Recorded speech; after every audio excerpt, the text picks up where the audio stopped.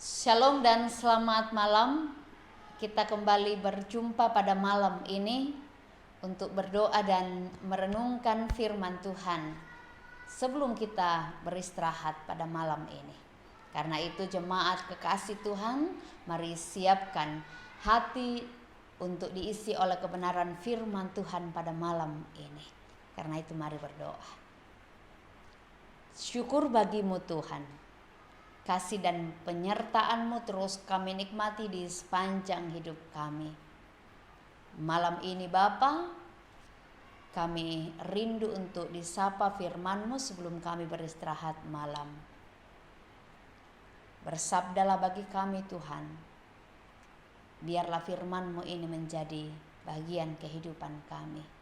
Di dalam nama Tuhan Yesus kami berdoa. Amin. Saudara, malam ini kita akan bersama mendengarkan firman Tuhan, dan saya telah memilih dari Injil Yohanes pasal 14 ayat 21a. Firman Tuhan mengatakan, barang siapa memegang perintahku dan melakukannya, dialah yang mengasihi aku. Amin.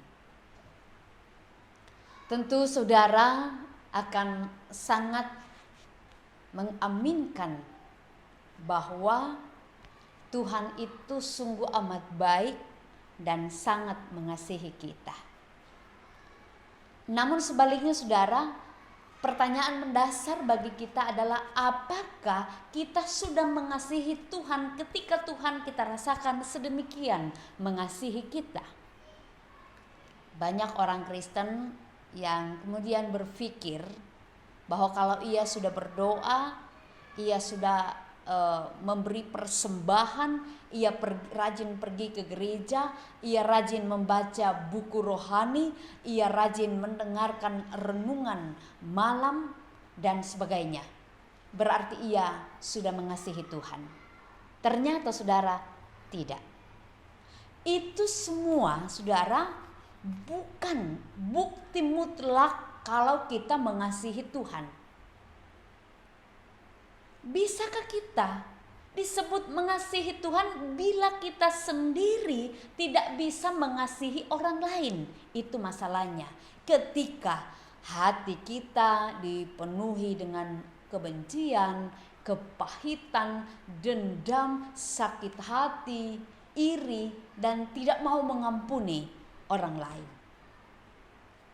Firman Tuhan mengatakan, jikalau seorang berkata, aku mengasihi Allah dan ia membenci saudaranya, maka ia adalah seorang pendusta.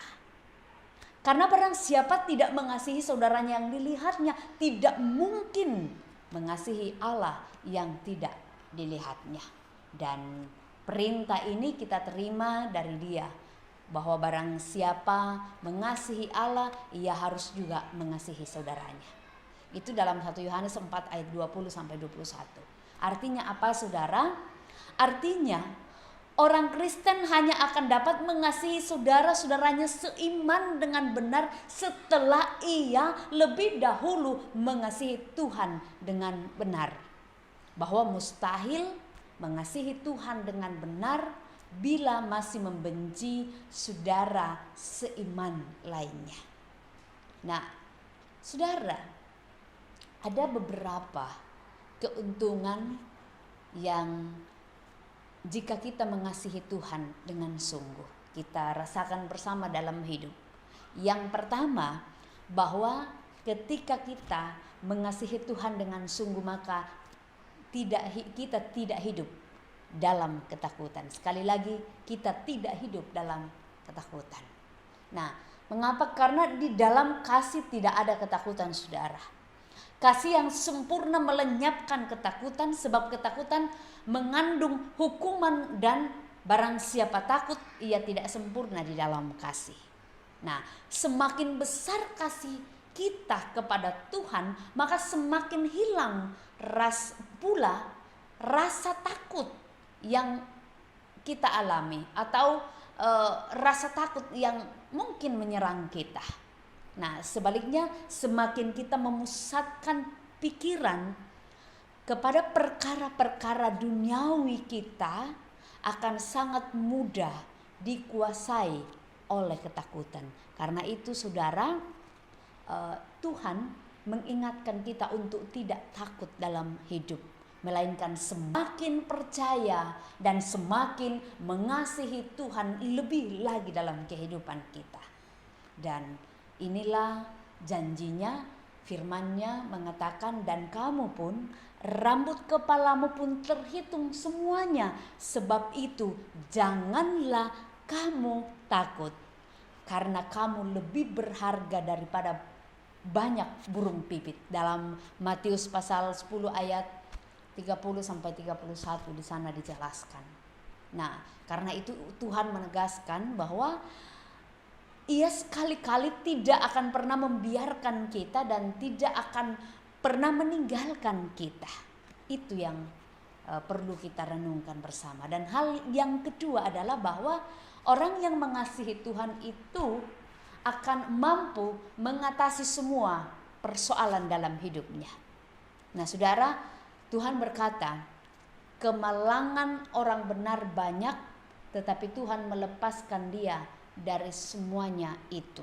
Dalam Mazmur 34 ayat 20. Nah, orang benar adalah orang yang melakukan kehendak Tuhan dan mengasihi Tuhan. Terhadap orang yang benar, Tuhan akan menyatakan kasih-Nya, Tuhan akan menyatakan pemeliharaannya, bahkan Tuhan akan senantiasa menyatakan pertolongan baginya.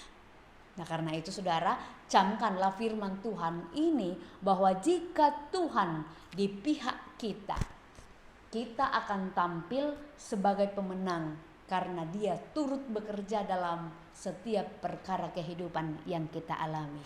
Tuhan memberkati. Amin. Mari saudara kita bersyukur kepada Tuhan, kita berdoa. Terpuji Engkau Tuhan atas kasih dan pertolongan-Mu yang terus kami alami di sepanjang kehidupan kami. Waktu sejenak Tuhan boleh beri bagi kami untuk merenungkan firman-Mu saat ini. Ajarlah kami Tuhan untuk senantiasa mengasihi sesama kami sebagai bukti nyata bahwa setiap kami mengasihi sesama, kami pun telah mengasihi Tuhan. Ajarlah kami Tuhan untuk senantiasa mendekatkan diri kepadamu sehingga sepanjang kehidupan kami Tuhan, dalam kehidupan ini kami akan selalu mengaminkan setiap kebenaran firman-Mu dan melakukannya dalam kehidupan kami.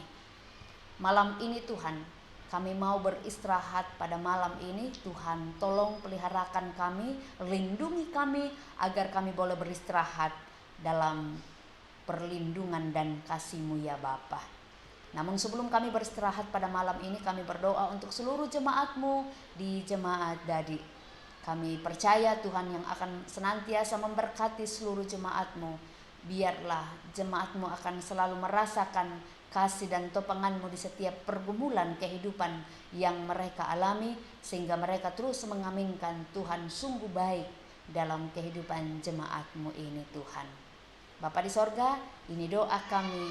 Kami berdoa dan bersyukur kepadamu di dalam nama Tuhan kami Yesus Kristus. Amin.